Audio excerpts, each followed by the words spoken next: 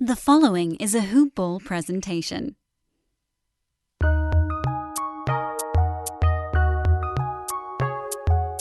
Welcome to the Fantasy NBA Today podcast.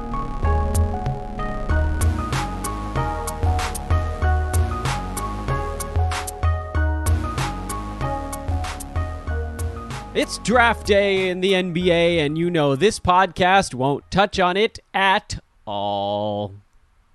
He hears so many folks click the podcast off.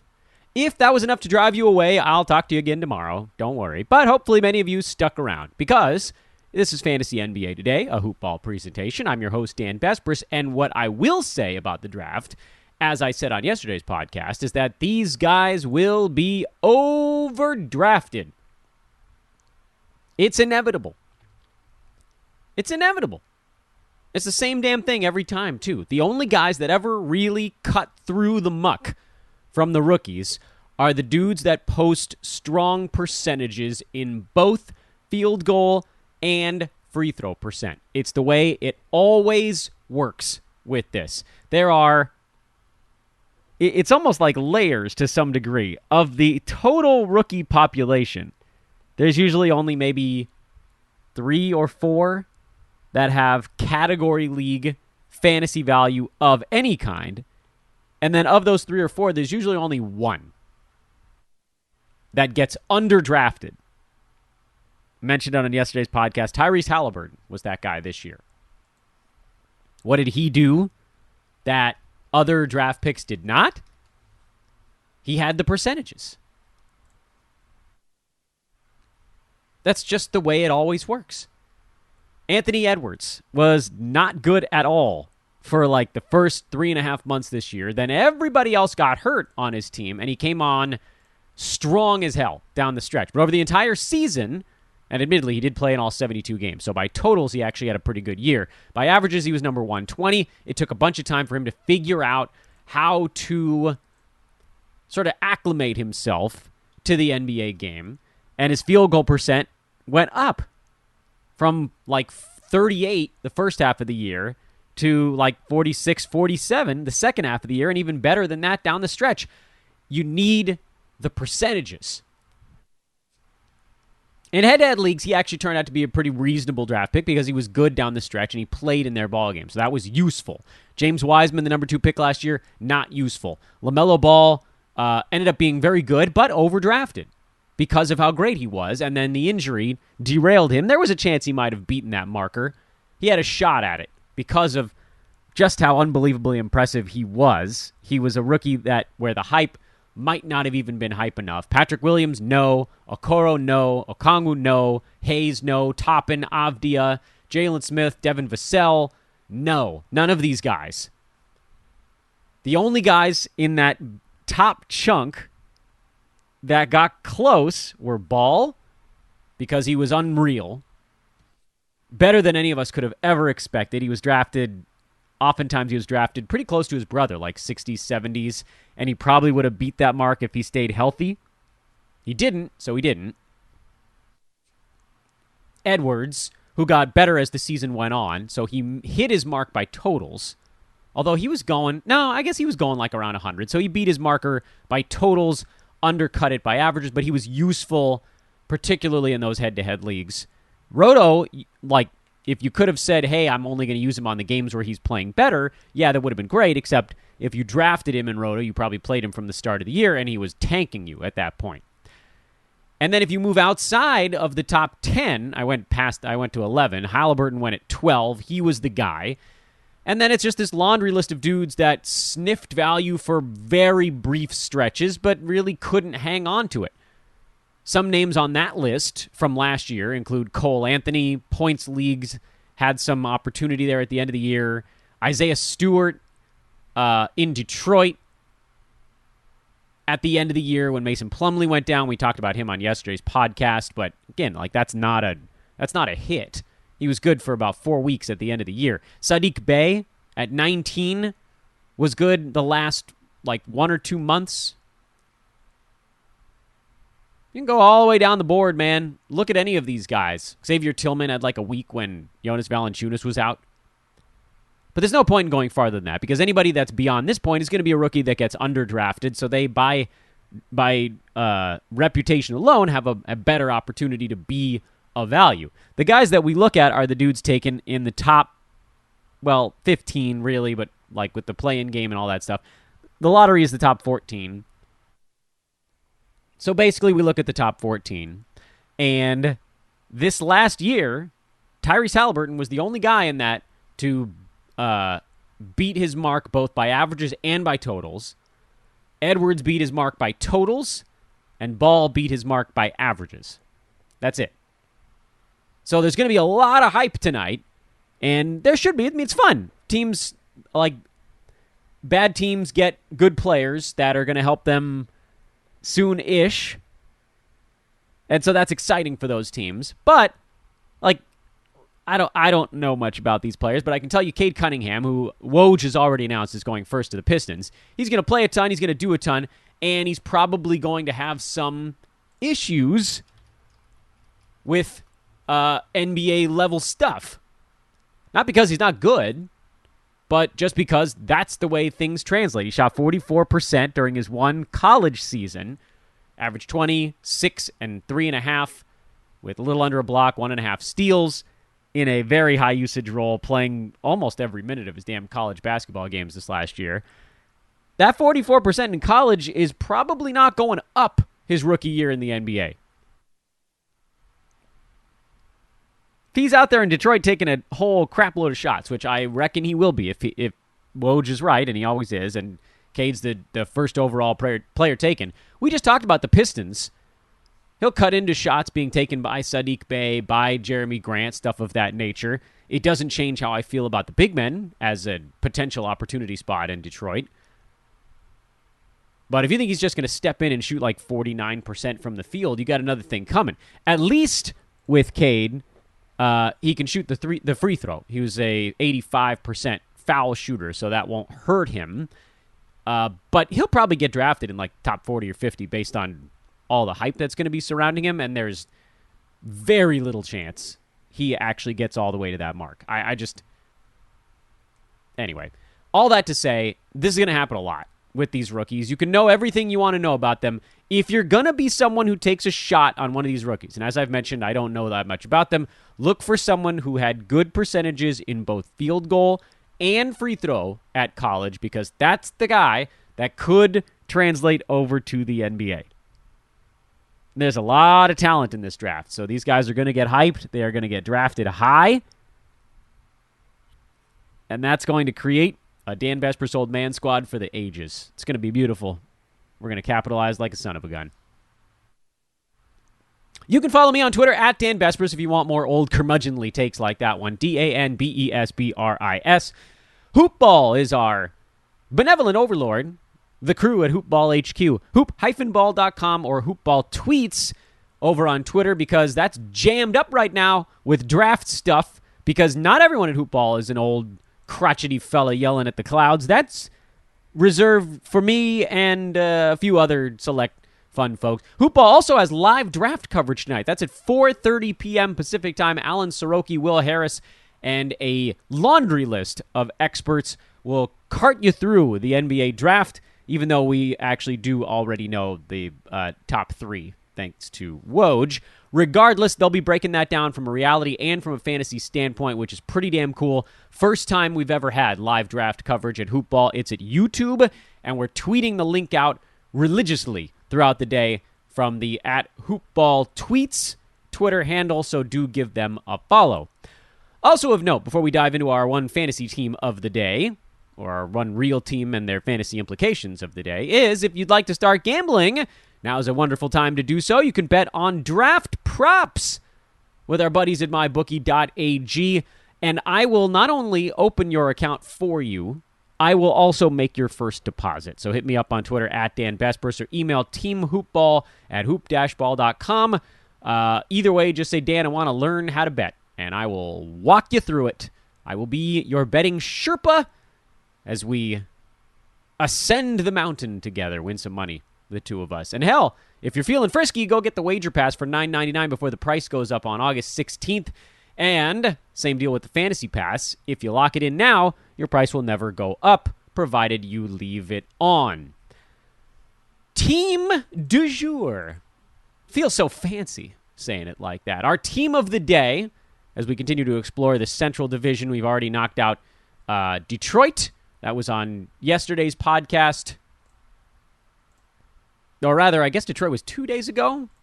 This is silly. I can't remember what order we did it in. We've done the Pistons and the Cavs in the Central Division, but I don't remember which day was which.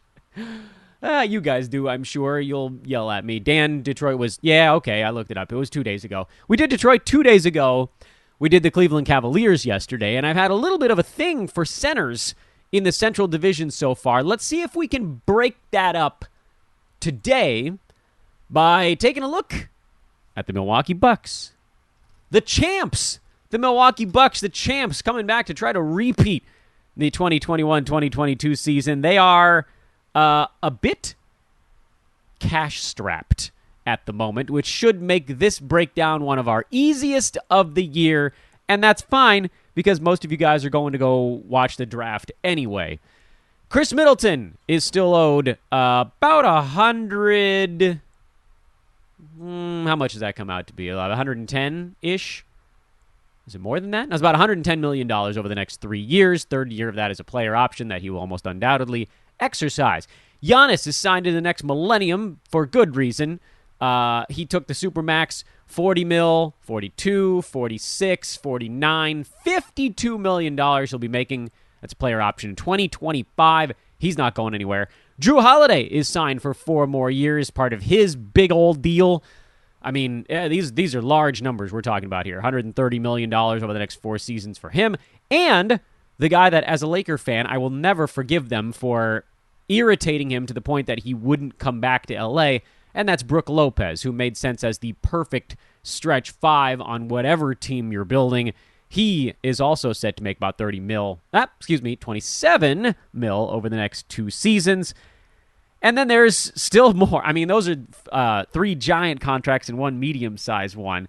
Maybe we should look at it from the other standpoint, just tell you who's coming off the books for Milwaukee. Jeff Teague and his veterans minimum. Thanasis Antetokounmpo, who I'm sure they'll bring back because have you seen his last name?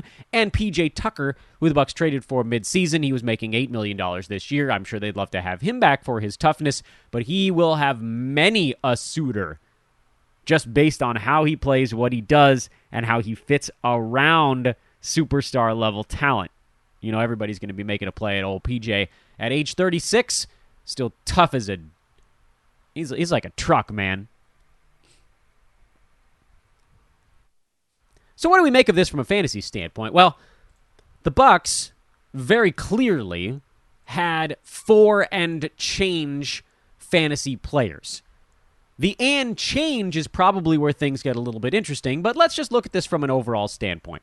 Over the course of this calendar year, the Bucks got extraordinarily healthy seasons from Chris Middleton, Brook Lopez, Bobby Portis, Pat Connaughton, Bryn Forbes, and healthy enough, but not perfectly healthy seasons from Giannis Antetokounmpo and Drew Holiday.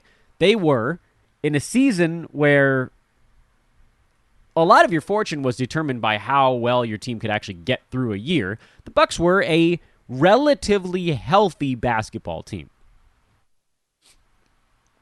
That's also good news for us on the handicapping front because it means we don't have to look at them and think, well, what if this guy was in, or what if this guy was in, or what if this guy was out? We saw what they were. Giannis was number 17 on the season, and he picked it up as the season went on, which has actually kind of been his MO, I think, the last couple of years now.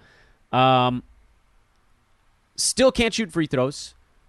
Very high volume, 69% at the free throw line. Although his last 30 games, he shot 72%.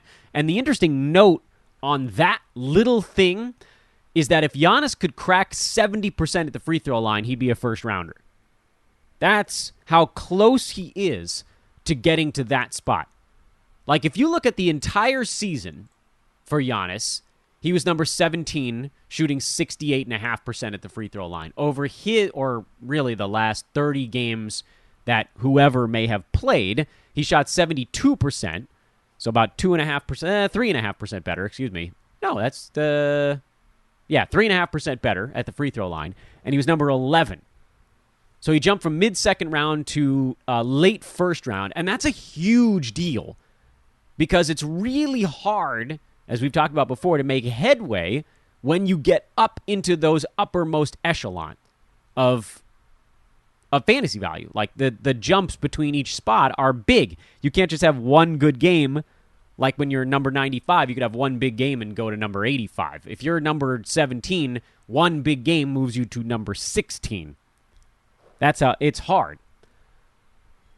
Do I believe that 72% is sustainable for Giannis? I think we have to assume that it is, because over his entire career, he is a 72% foul shooter. It's just that over the last 2 seasons, he's dropped to 63 and then 68.5 the two, I guess, COVID-surrounded years. His other stuff stayed great. Field goal percent stayed high. He added a three-pointer last year, and that carried over into this season. Still rebounds well, blocks shots, gets steals. He's an incredible basketball player, and we saw after he made that adjustment late, well-deserved finals MVP. Here's the problem with Giannis. I can talk till I'm blue in the face about whether his free throw shooting is going to be good enough to get him into the first round. He's going to get drafted in the top 6 because of all the other stuff he does, because 8 category leagues, he jumps, points leagues, he really jumps, and that's going to pull his ADP at big box sites higher. When I say higher, I mean earlier. Because big box sites don't list their preseason rankings based on what type of league you're in, because there are just too many damn leagues. You can get that information on your league as the season goes along, because it'll sort by which categories you're using. And I know I personally use the Basketball Monster player rank page because you can turn categories on and off. But when you're looking at ADP, like on Yahoo, and we talk a lot about Yahoo. For instance, I'm largely in 9-category roto leagues with a games cap. It's going to show me an ADP, or they called it O rank, and then they called it X rank, and they called it preseason rank. They've rotated through all sorts of ridiculous names for it. It's showing me a number that's based on all of the drafts they've run at that website. The ADP isn't going to discriminate between 8-cat and 9-cat leagues. It's not discriminating between points leagues as well, although, admittedly, with Yahoo, more category leagues than points, or with ESPN, you've got the heavy dose of points format stuff that really mucks up the draft rank.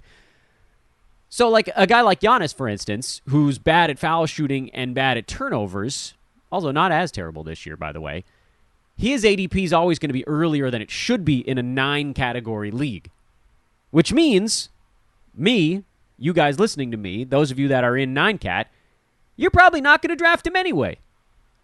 Like, there's almost no way he's going to fall to you at, 10. Well, it's not going to happen. He's just not going that far. So why am I wasting all this air on him? Well, I suppose he deserves some attention because he's really damn good. The Bucks I would rather take a look at are basically everybody else. Because everybody else on the team doesn't have that one massive anchor that's dragging them through a particular league types. For instance, over the entire season, the second-ranked Milwaukee Buck was Drew Holiday. And that was largely a miss by the fantasy community, myself included, because as you looked at his stuff, the thought was, there's no way this dude plays 34, 35 minutes a game this season. If you remove 10% of his playing time, he's going to have to do all kinds of other stuff to make up for it. And guess what? He did. Drew Holiday shot 50% this year, which was damn impressive and a number that I know I personally never saw coming in a million years. This is a 46% career shooter who had 1 year in New Orleans where he shot 49.5%. It felt like the outlier because every other time it's been 44, 45, 47, 45, 46, and then 50.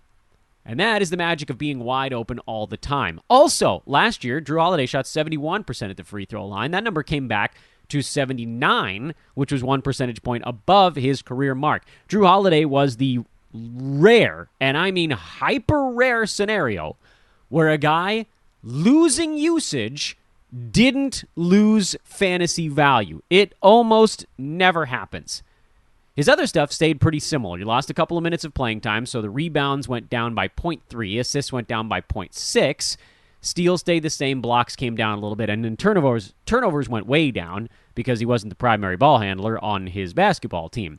That type of stuff is not what you should expect from anyone going forward as their usage takes a hit. I think with Drew Holiday, too, as you look towards next year, he probably becomes a guy that gets drafted pretty damn close to where he belongs. Let me explain myself on this one.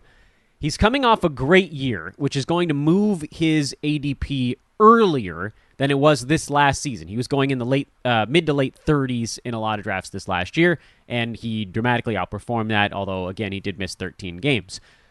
The expectation that he could shoot 50% from the field again is one that could happen, but I'd only give it about a 25% chance of actually happening.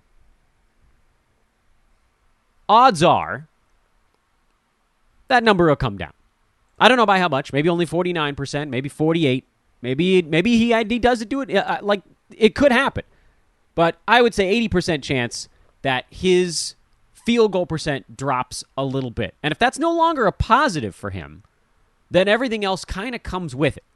Points will go down, threes will go down, field goal percent goes down, and he falls back. Maybe it's only a little bit. Maybe he falls from number 20 on a per-game basis down to like 30. But it's possible that a bunch of stuff tapers off for a team that now, with a slightly shortened offseason, went through the finals. And so he probably gets drafted, what do we think, late 20s? And that's a relatively safe play for him. I don't see how he beats that mark again. It actually pretty well parallels what we've seen out of Chris Middleton, who had that 1 year, and Middleton, by the way, really good basketball player, but he had that 1 year, career 46% shooter, where he shot 50%. It was last year before the shutdown. 49.7 from the field, 41.5 from three, and 91.6 from the free throw line. All of those numbers individually are repeatable, but all at the same time is where things start to unravel a little bit. He was over his career mark in all three percentages, if you include 3-point percent in there.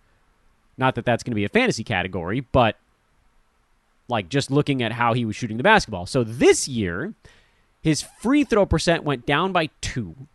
His field goal percent went down by 2. His 3-point percent stayed largely the same. And the other stuff, the peripheral stuff, was mostly the same as well. Steals came up a little bit. His minutes were actually up this year compared to last year. And assists were back up this year as well, which was nice because that kind of helped float him in a way that otherwise he would have dropped pretty far. Middleton finished at number 41 on a per-game basis, but by totals he was actually quite good. And it brings back into focus something that perhaps was lost in the the COVID-shortened season last year, where he played only 62 out of their 72 games. Outside of one debilitating injury for Middleton back in 2016 that cost him 2/3 of a season, he actually has been a 10-category guy. Eliminate his rookie year, where he didn't get to play much with Detroit. Basically, since he's been a full-time NBA player, he's missed 0, 3, 3, about 50, more or less, 0, 5, 10, and 4. He plays. Middleton plays. And so his per-game value is number 41, which is probably never so slightly behind where he was drafted this last year, but his totals value was number 18. So he beat his ADP by totals. The deep playoff run does make it feel like rest days are coming for Middleton, but on the whole, he plays through stuff. And if he falls into the 4th round, I think you grab him, understanding he probably won't play 95% of his team's games this coming year, the way that he was pretty close to doing this season. But he's not going to be that far off. 5, 6 maybe rest days scheduled. couple of other lingering things that pop up with him. I think there's a very real chance he plays 72 or more games this coming year, and I don't know that everybody's going to be able to make that claim. So among the big-name guys on the Bucks, the one that I think I'd be targeting this coming year is Middleton, because he could actually be ever so slightly better. Like, say, his field goal percent comes back up into the 49 range instead of 47.5. It might not, but it would positively impact a whole lot of what he's doing. Brook Lopez was also freakishly healthy this year. 70 out of 72 games. He actually led the charge for the Bucks on that front. Played only 27 minutes a game, however, as his number starts to come down a little bit just because of the way the NBA is moving. Although he only played 27 minutes a game last year also. He was at 29 his first season with the Bucks. I think if you're grading this out, you look at this season from Brook Lopez and you think through a couple of things. First, his blocks were way down. Was there anything obvious to explain that drop-off? Or was this just a scenario where he should have been in that neighborhood the last couple of years, but was actually overperforming? The reality is probably somewhere in between. He's a career 1.8 blocks guy in 30 minutes a game, so losing 10% of that would actually take him down to about 1.6 or a little over that. With how fast the NBA moves, that's more opportunities for him to block shots. So you can probably look at some of his early career stuff where he was at 1 point, like he had a season with Brooklyn where he was at 1.4 blocks in 29 minutes a game. That was probably on the low side. And then a year where he played 34 minutes in Brooklyn, he was blocking 2.5 shots a game. Again, the reality is somewhere in between, probably about 1.7. So the 1.5 this year, a little on the low side, but the 2.4 last year, probably not a number he's going to match. However, he went back to shooting 50% this year. And it wasn't the three-pointers that were making the huge difference against last year. Yeah, possibly. But against the previous seasons, no. The difference was that Brook Lopez got his two-point shot back this year. He was much more like early Brooklyn years, Brook Lopez, shooting 57.5% from, 63% from two, and his effective field goal percent was basically as high as it's been any year in his career. That's great and all, but it actually doesn't augur all that well for Brook going forward. All of those nice metrics, 50% from the field, 85 at the foul line, still playing 27 minutes, only got him to top 85 on a per-game basis. Unfortunately, fortunately, I guess we should say, he played 70 games, so number 46 by totals. But if you're looking at Lopez this coming year as a possible Dan Vesper's old man squad guy, there's a higher than average likelihood. I would say better than 50%. He gets worse before he gets better. That is to say, field goal percent probably comes back down to maybe 48. Free throw maybe comes back down to 81 or something of that nature. Maybe the blocks come back up to 1.7. Maybe the three-pointers go back up a little bit, although that's been trending down for him as well as he's taken more two-point shots. All of these things are possibilities, but we operate on probabilities, and the probability is things that Brook Lopez did well this year were in greater number than things he did poorly, just based from a pure analysis standpoint. He's not going to take more shots. He's not going to get more minutes. He's not going to take, maybe he'll take an extra half a three-pointer a ball game, maybe a couple of tenths of a block shot. That's probably the most likely of things that could get better for him. So Brook Lopez probably now profiling as an 80 to 100 range per game center and play deep into the playoffs. He's not going to be one of the guys I target for in a very rare twist because he's been an old man squad type of guy for a long time. This year, probably not. And then the other names on the Bucks that are worth mentioning a little bit quicker than those four big-name guys. Bobby Portis, who's likely to decline his player option this coming season. He had a big playoffs. He'll have a market. He's set to make only 3.8 if he exercised his option, so he'll go try to make some more money elsewhere. If Tucker comes back, he's not a fantasy option. Dante DiVincenzo has floated inside and outside, kind of bouncing back and forth between being a fantasy value and not. I don't think there's enough usage for him personally, at least until he fixes one of his two percentages. Portis was the guy who somehow stayed above water for like 4 months this year until it finally all started to come apart a little down the stretch when Brook Lopez started to play better. And that's the other half of the big man or fringe guy analysis, is that as Brook Lopez got better, started taking an extra shot per game, became a top 75 guy instead of a top 85 guy, Portis bounced back to top 130. And as the season progressed, that number sort of became more and more solidified, where Portis was like top 75 for the first 2 months, and then it was like top 100, and then it was top 130, and then it was top 150 the last month. Although for Lopez in that stretch, he was number 84, and I can't fully figure out why. I think that's just a magic of small sample size, because Brook Lopez was actually playing his best ball down the stretch when he averaged 14 points, 1.8 blocks, shot the ball really well, but didn't take many three-pointers. I guess that's why the numbers came down. He actually started to take more twos in the Milwaukee offense, and that hurt his fantasy value, although, honestly, I'd rather have him taking more twos and not hurting you in field goal percent in any way, maybe even helping it from time to time. So no to the fringe guys on Milwaukee. No likely to Giannis, because unless you're in a points league, or I guess some 8-cat, he's probably going to go too early. No probably to Drew Holiday, because he usually does miss a couple of ball games. He's likely to take a slight step back in his percentages this coming year. Middleton is a maybe. He's hovering between a maybe and a yes based on where I think he gets drafted, which I think is going to be in the 40s, and I would probably take a flyer on him. Not even a flyer. I think I'd probably take a chance on him in the 40s because he's durable. That makes him a really nice head-to-head grab also. And then Brook Lopez, if he gets drafted before 80, he's a no for me. If he gets drafted after 80, he's a yes. That's the cutoff for me, because if he stays healthy, he beats that.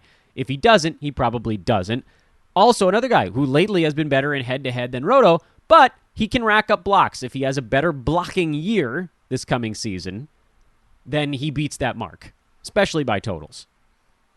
And that, sirs and madams, is your Milwaukee Bucks. We will handle one more Central Division team on tomorrow's show. We'll talk a little bit draft results, although not so much what they mean as just what they are. And, yeah, that'll be that. That'll take us into the weekend. We'll finish up the Central Division on Monday, maybe, because that's free agency, so we'll have a whole lot of stuff going on. Look for some videos from Hoopball as free agency starts to circle around as well. That's another good reason to subscribe to the Hoopball YouTube channel, in addition to the fact that we've got live draft coverage running on that bad boy. Again, that's at 4:30 p.m. Pacific time today. I am Dan Besbris. Come, let me know you'd like to gamble. Perhaps I could talk you into it. I will open your account. I will put money in it for you. My own cash. Throwing it out of my pocket. All right, it's the Hoopball pocket. Regardless, it's not promo bucks. It's real cash for you to bet. There's no rollover requirement. You just bet it once. If you win it, you can take it out. I don't care. Or let it ride. Yeah, there you go. Get nuts. Let's get silly. Stupid story to finish the podcast out. You guys know I worked in minor league baseball for about 10 years. There was a season, and at this point, I couldn't even tell you within 3 years which season it was. I couldn't even tell you which team I was working for at the time. But there was a season where one of the players, Dominican-born kid, who was learning English, and that's the case with a lot of young Dominican baseball players, is they've only been in the States for a couple of years, if that, and they kind of learn key phrases or funny phrases, and like and it's what I'm sure I would do if I lived in a foreign country also. You learn the required stuff and the funny stuff. And so at the beginning of every road trip, at the back of the bus, you'd hear someone yell out, "Let's get silly." And that was that young player. I don't think he made it to the big leagues, but if he did, I'm sure we would have heard that story from a big league team instead of on a fantasy NBA podcast with me. Have a great Thursday, everybody. We'll talk to you tomorrow. Enjoy the draft tonight if all the picks aren't given away beforehand. Later.